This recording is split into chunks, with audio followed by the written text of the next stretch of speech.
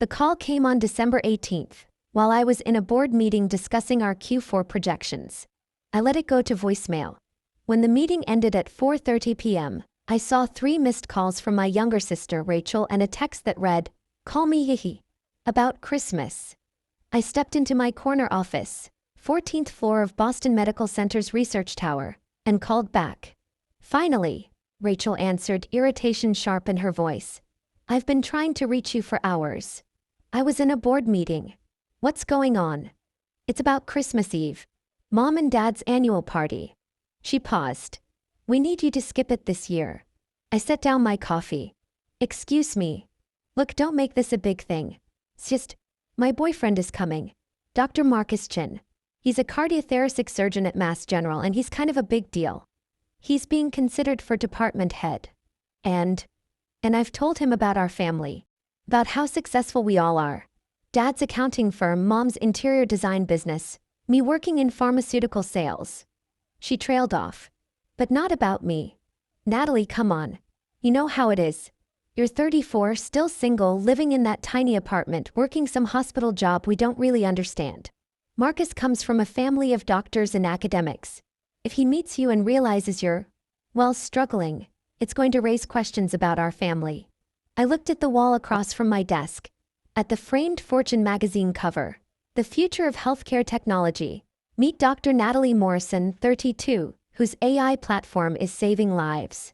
At the Incorporated magazine, Innovator of the Year Award. At my credentials.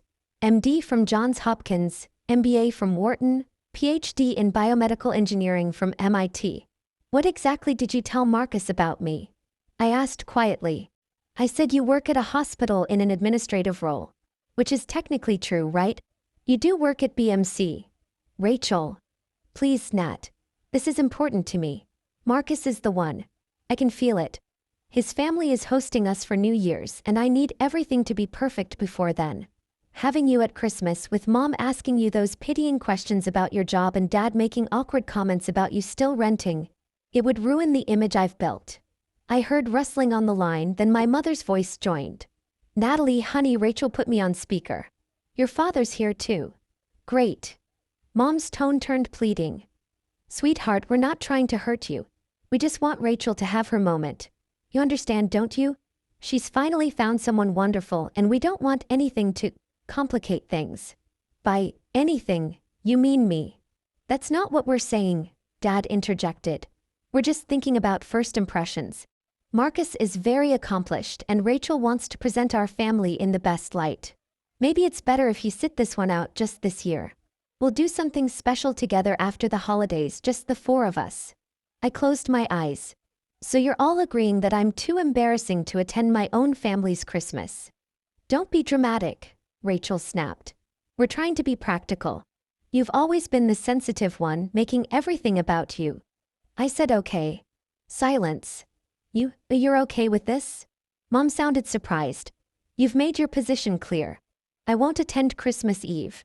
Is there anything else?" "Oh, so. Thank you for understanding, sweetheart. We'll make it up to you, I promise." I hung up without responding. My assistant David knocked and poked his head in. "Dr. Morrison?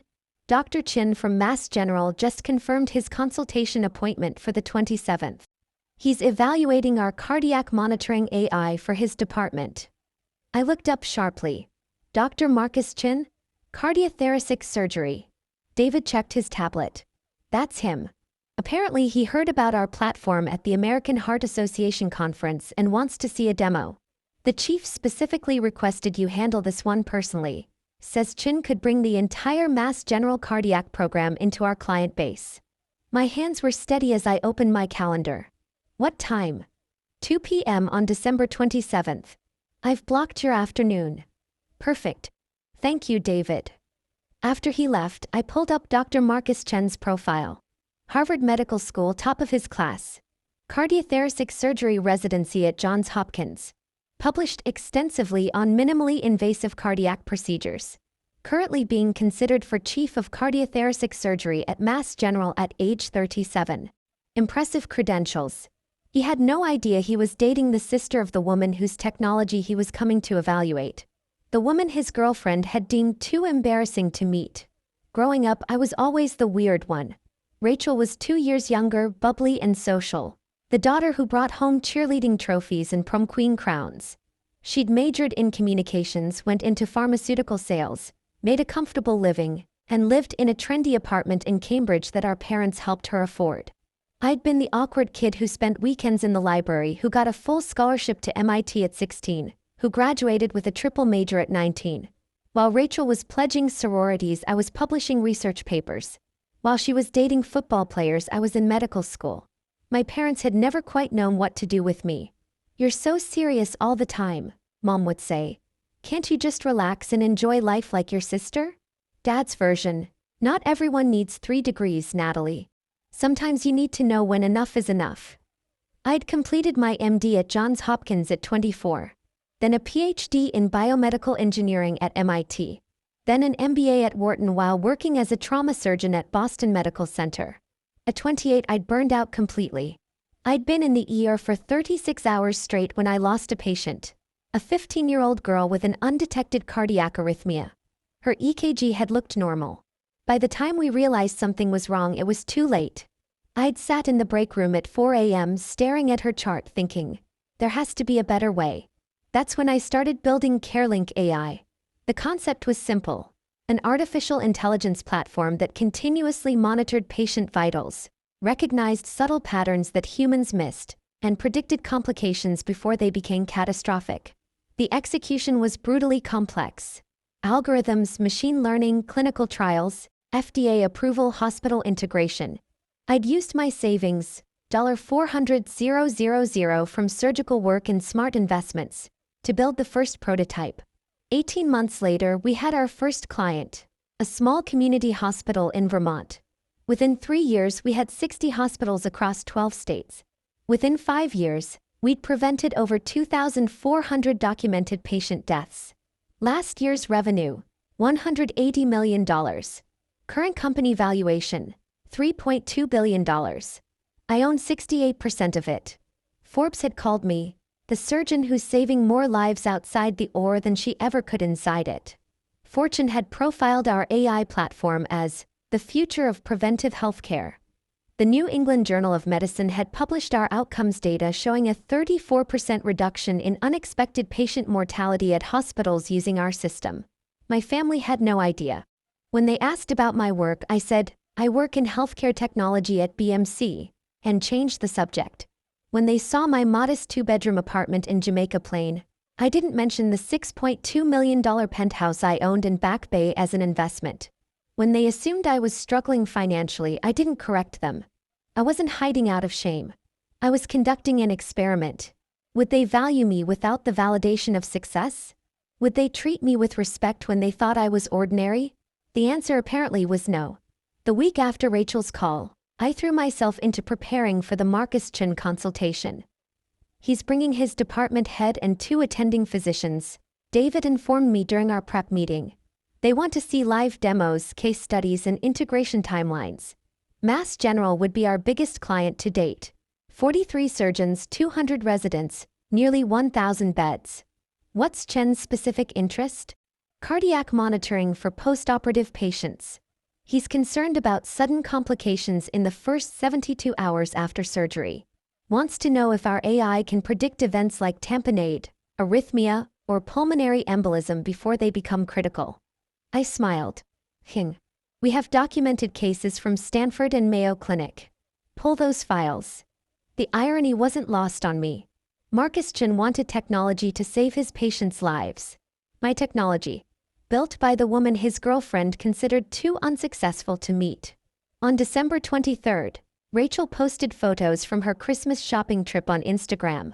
Designer bags, expensive restaurants, captions about treating myself before the big family celebration. On December 24th, Christmas Eve, she posted photos from my parents' party. Rachel in a red cocktail dress next to a handsome Asian man in a tailored suit. Caption: introducing my brilliant surgeon to the family. Best Christmas ever. Christmas tree red heart. The comments poured in. Aunts and cousins gushing about what a perfect couple they made. Friends congratulating Rachel on finally finding someone at her level. I screenshot every single post for my records. That evening, while my family celebrated without me, I had Christmas dinner with my executive team and their families. My CTO, Dr. James Rodriguez, had invited me to his home in Brookline. His wife made arroz con pollo. His 3 kids showed me their science fair projects. We talked about the future of predictive medicine, about dreams of preventing death before it happened, about building something that mattered. It was the best Christmas I'd had in years. December 27th arrived cold and bright. I got to my office at 6 a.m., reviewing every detail of the presentation. Our conference room on the 14th floor had a view of the Boston skyline. I'd arranged for our head of clinical integration to present case studies, our chief medical officer to discuss outcomes data, and our chief technology officer to demonstrate the AI platform live. But I'd insisted on doing the introduction personally. At 1:45 p.m. David knocked. Dr. Morrison, the Mass General team is here. Dr. Chen, Dr. Patricia Williams, she's the chief of surgery, and 2 attending physicians. Send them to conference room A. I'll meet them there in 5 minutes. I straightened my white coat, checked that my credentials were visible on the wall, MD, PhD, MBA, and walked to the conference room. Through the glass wall I could see them. Dr. Williams, a distinguished woman in her 60s. 2 younger attendings both taking notes. And Marcus Chen, tall and confident in scrubs and a white coat, gesturing animatedly as he explained something. He looked exactly like his photos. Handsome, polished, the kind of person who'd never been told no. I pushed open the door. Good afternoon. I'm Dr. Natalie Morrison, founder and CEO of CareLink AI. Welcome to Boston Medical Center. Dr. Williams stood immediately, extending her hand. Dr. Morrison, it's an honor. I've been following your work for 2 years. The mortality reduction data from your Stanford trial was extraordinary. Thank you. We're excited to discuss how CareLink could benefit Mass General's patients. I shook hands with the 2 attendings, then turned to Marcus. He was staring at me, hand extended, his expression polite but slightly puzzled. Dr. Chen, I said, gripping his hand firmly. Welcome. I understand you're particularly interested in postoperative cardiac monitoring. Yes. Thank you for meeting with us, Dr. Morrison. His voice was uncertain, like he was trying to place me. We sat. I gestured to the screen behind me where our company logo appeared. CareLink AI with our tagline, predicting complications, saving lives. Before we begin the technical presentation, let me give you some context about CareLink's development. I spoke for 10 minutes about my background. Trauma surgeon turned engineer, the patient I'd lost, the technology I'd built in response. I showed them our FDA approval documentation, our clinical trial results, our client hospitals. Marcus was taking notes, but I caught him glancing at me repeatedly, his expression growing more confused. Then Dr. Williams said something that changed everything. Dr. Morrison, I have to ask. I thought I read somewhere that you have family in Boston. Is that right? I do. My parents live in Newton and my younger sister lives in Cambridge. What does she do? Pharmaceutical sales. Marcus's pen stopped moving. Pharmaceutical sales, he repeated slowly. Your sister works in pharmaceutical sales. That's correct. He set down his pen. His face had gone pale. What's your sister's name? I met his eyes directly. Rachel Morrison. The room went absolutely silent. Marcus stood up so abruptly his chair rolled backwards. You're Rachel's sister. Rachel's sister Natalie. I am. But she said you worked in hospital administration. Some entry-level position. She said you were. He couldn't finish the sentence. Dr. Williams looked between us, confused. Is there a problem? Marcus's voice came out strangled. Rachel is my girlfriend. I met her family on Christmas Eve. She told me she had a sister who wasn't attending because she had to work. She said you worked in a low-level hospital job and weren't really part of the family's success story. The 2 attending physicians shifted uncomfortably. I kept my voice professional. I see.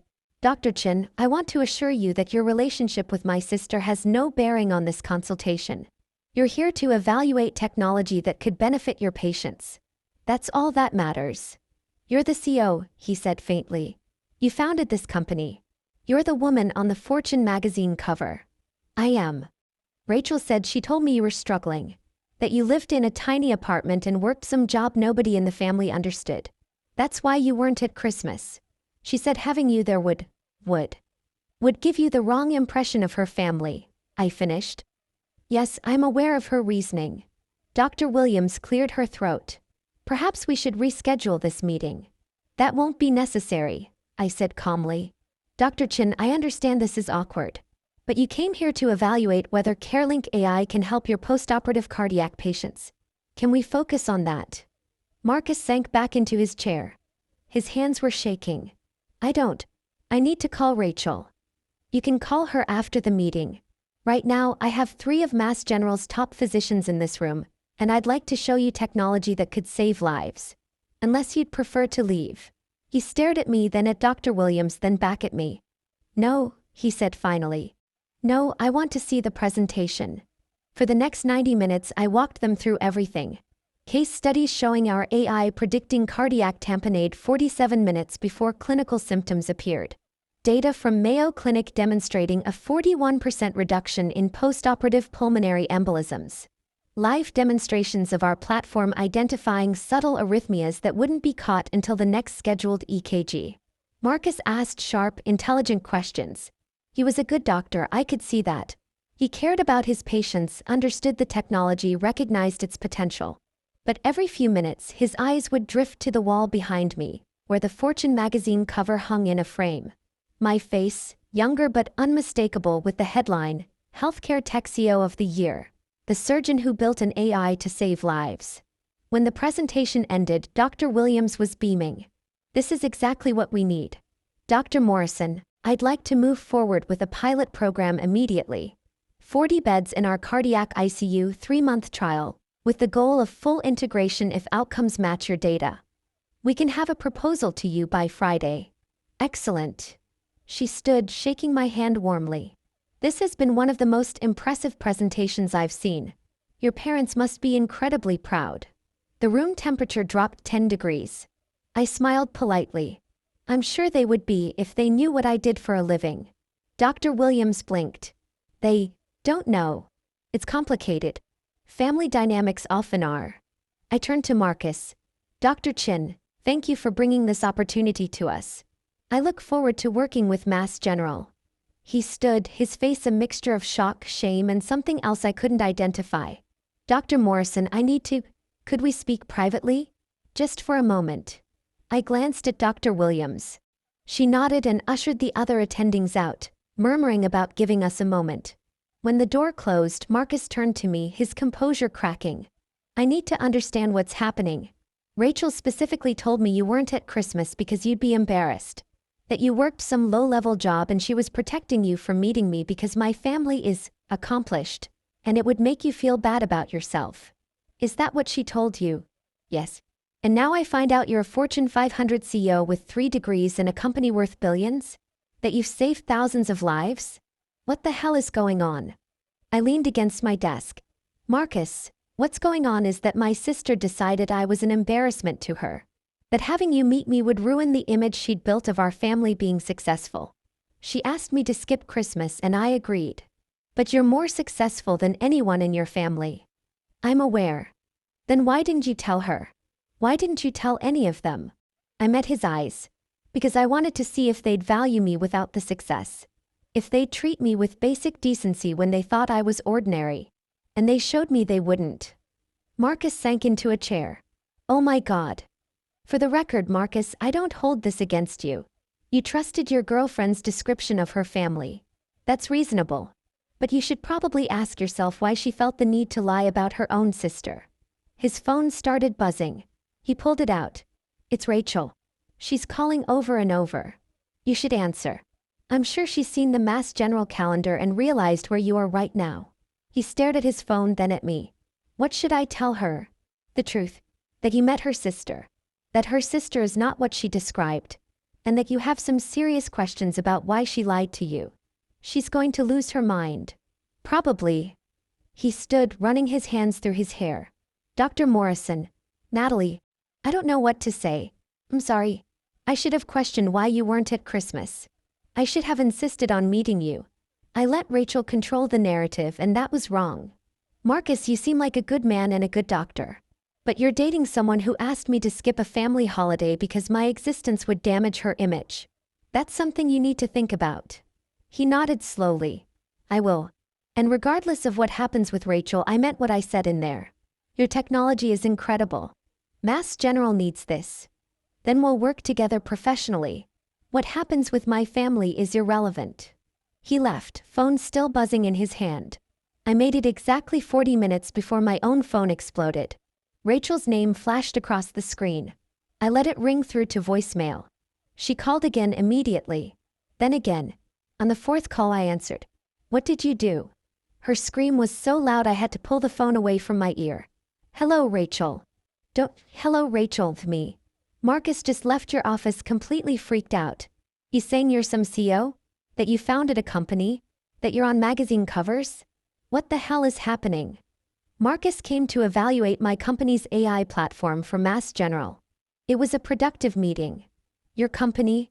Natalie, stop playing games. You work in hospital administration. No, Rachel. I founded and run a healthcare technology company. We provide AI-powered patient monitoring to hospitals. Current annual revenue is $180 million. We employ 312 people. Last month, Goldman Sachs valued us at $3.2 billion. Silence. Then, that's not possible. You live in a crappy apartment. You never have money. You work some boring hospital job. I live in a 2-bedroom apartment in Jamaica Plain because I like the neighborhood. I also own a penthouse in Back Bay worth $6.2 million. I never have money around you because I've watched you borrow from mom and dad for years and never pay it back. And I do work at a hospital, Boston Medical Center, where my company is headquartered. You're lying. I'm not. Google, and Natalie Morrison CareLink AI, and see for yourself. I heard typing. Then a sharp intake of breath. Oh my God. It's true. There are articles. Forbes. Fortune. You're on a magazine cover. Several, actually. Why didn't you tell us? Her voice had shifted from anger to something closer to panic. You never asked, Rachel. You decided I was a failure and treated me accordingly. I let you because I wanted to see how you'd treat me when you thought I wasn't successful. That's insane. That's manipulative. Is it? Tell me, Rachel, if you'd known I ran a multi-billion-dollar company, would you have uninvited me from Christmas? Silence. That's what I thought. You sabotaged my relationship. You deliberately met with Marcus to humiliate me. Marcus requested a consultation 6 weeks ago, long before I knew he was your boyfriend. I had no idea who he was until his name appeared on my calendar. Unlike you, I don't structure my professional life around family drama. He's furious with me. He's questioning everything I told him about our family. Maybe you shouldn't have lied to him. I didn't lie. I presented things in a certain way. You do work at a hospital. You do live in a modest apartment. Those aren't lies. You told him I was too embarrassing to meet. That having me at Christmas would give him the wrong impression of our family. That I was struggling and you were protecting me. Those are lies, Rachel. I heard her breathing heavily. Then Mom's voice in the background. Rachel, what's happening? Let me talk to her. Mom wants to talk to you, Rachel said. Of course she does. There was shuffling, then Mom's voice, tight with confusion. Natalie? Rachel is very upset. She says you met Marcus today and told him some story about being a CEO. It's not a story, Mom. I am a CEO. I founded a healthcare technology company 7 years ago. We save lives using artificial intelligence. It's quite successful. Sweetheart, I don't understand. You never mentioned any of this. You never asked. You assumed I was struggling and I let you assume it because I wanted to see how you'd treat me. That's not fair. We've always supported you. You uninvited me from Christmas because Rachel thought I'd embarrass her boyfriend. You chose her image over my inclusion in my own family. That's not support, Mom. We were trying to help Rachel make a good impression. By hiding me.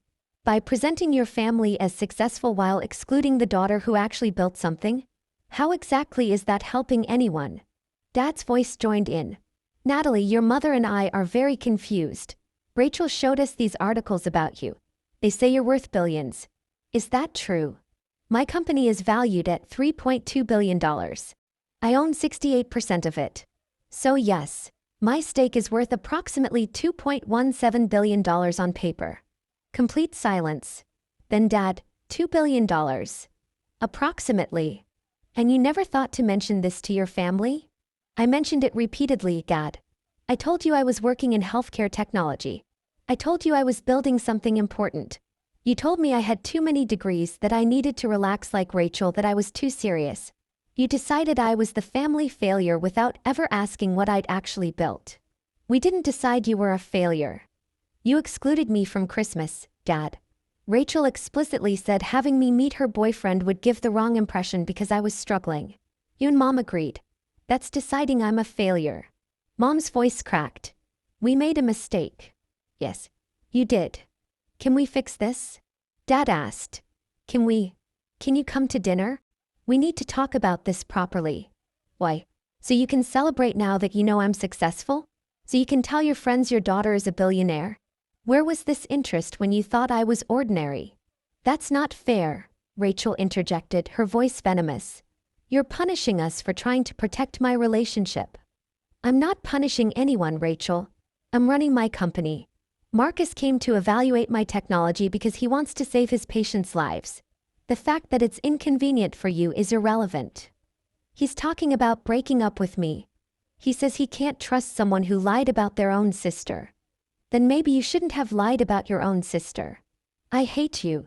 The line went dead. 2 minutes later, my phone buzzed with a text from Marcus.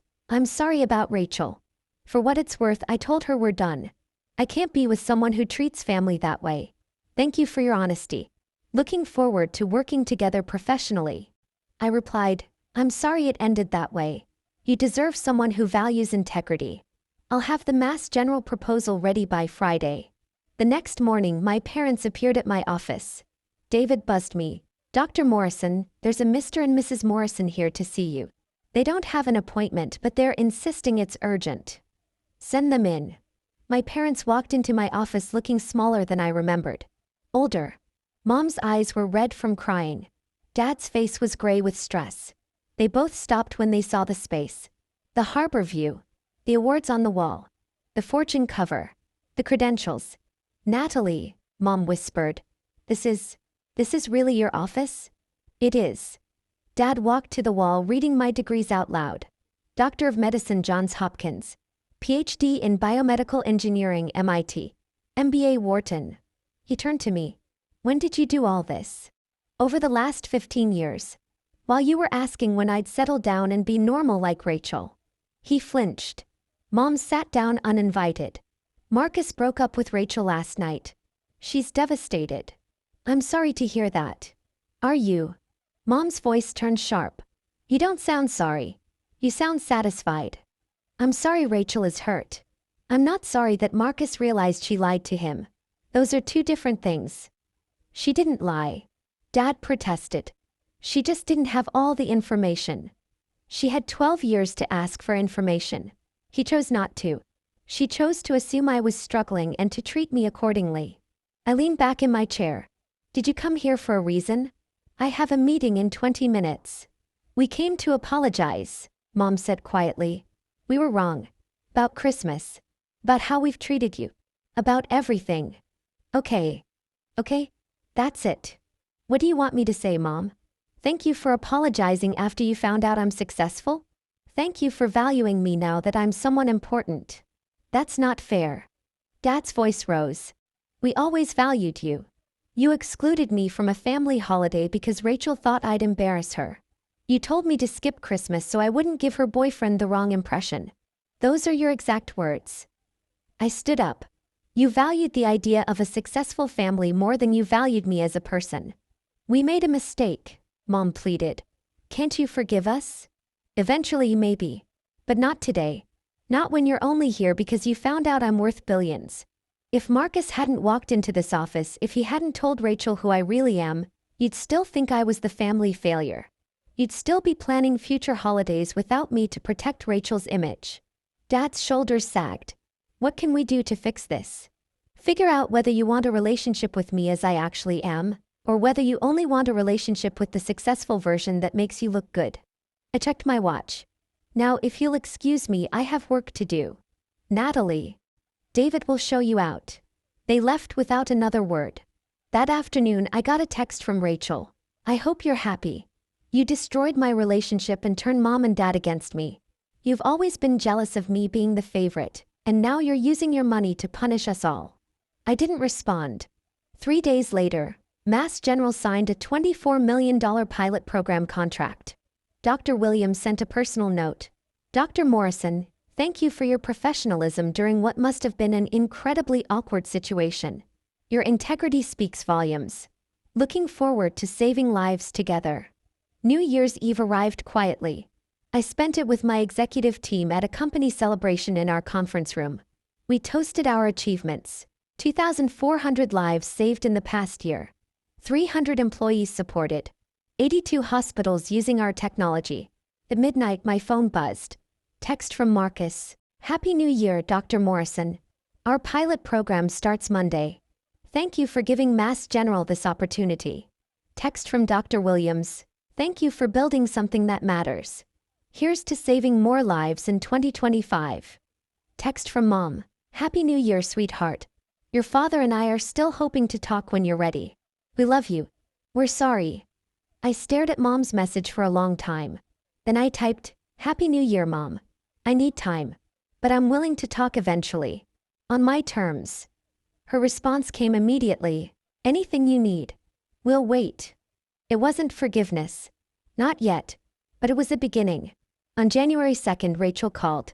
I let it go to voicemail. She didn't leave a message. On January 5th, she sent a text. I'm sorry. Really sorry. Can we talk? I replied, not yet.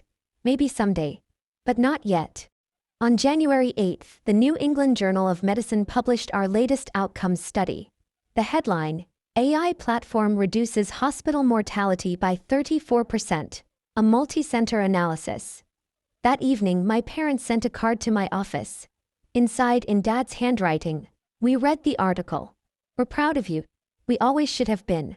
We're sorry we didn't ask sooner. Love, Mom and Dad. I put the card on my desk next to the Fortune cover. On January 15th, I had coffee with Marcus at a cafe near BMC. How's the pilot going? I asked. Incredible. We've already caught 3 complications your AI predicted before clinical symptoms appeared. 1 patient would have died if we hadn't intervened when we did. He paused. You're saving lives, Natalie. Real lives. That's why I built it. I wanted to apologize again. For not questioning Rachel's story. For agreeing to a Christmas that excluded you. I should have known something was wrong. You trusted your girlfriend. That's normal. I trusted someone who lied about her own sister to make herself look better. That's not normal. He took a sip of coffee. For what it's worth, I told my parents what happened. They were horrified. My mother asked me to invite you to dinner to apologize on behalf of my family for being part of the reason you were excluded. I smiled.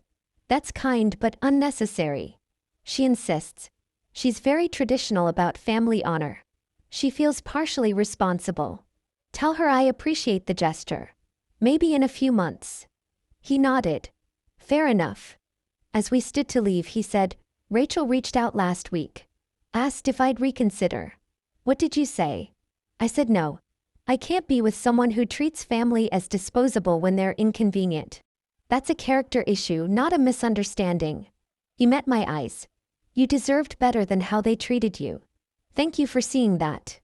Anyone who actually looked would have seen it. After he left, I walked back to my office. The January sun was setting over Boston, painting the harbor in shades of gold and pink. My phone buzzed. Text from David. Dr. Morrison, Johns Hopkins wants to schedule a call. They're interested in implementing CareLink across their entire system. 1,200 beds. I smiled and typed back, schedule it. That night I sat in my penthouse, the one my family didn't know about, looking out over the city. My city. A city where I'd built something that mattered. My phone buzzed one more time. Text from Mom. I know you need space. But I wanted you to know. I told everyone at my book club what you do. Really do. About your company and the lives you've saved. I should have been telling everyone years ago. I should have asked. I'm sorry I didn't. So proud of you. Always have been, even when I didn't show it right. I stared at the message for a long time. Then I replied, "Thank you, Mom. Let's have coffee next week. Just us." Her response was immediate. "I'd love that. I'll be there whenever you say." It wasn't a full reconciliation. The hurt was still too fresh, the betrayal too recent. But it was a door opening slowly. Whether we walked through it together would depend on whether they could learn to value me for who I was, not what I'd achieved. Outside my window, Boston glittered with possibility. Inside my office tomorrow, we'd keep saving lives. And that, more than anything my family could say or do, was enough.